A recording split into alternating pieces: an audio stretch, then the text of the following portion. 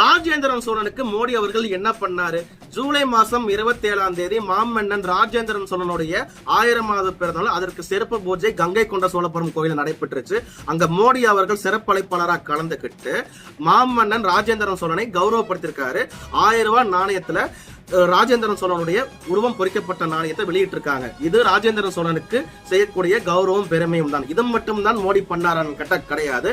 மாமன்னன் ராஜேந்திரன் சோழனுக்கு தமிழகத்துல மிக விரைவில் ஒரு உருவ சிலை அமைக்கப்படும் அப்படின்னு வாக்குறுதி கொடுத்திருக்காரு. இது நாள் வரைக்கும் ராஜேந்திரன் சோழனுக்கு தமிழகத்துல இங்க இருக்கக்கூடிய திராவிட கட்சிகள் சிலை வைக்க கிடையாது. ஆனா திருட்டு பைய கருணாநிதிக்கெல்லாம் தெருவுக்கு சிலை வச்சுக்கிட்டு இருக்காங்க.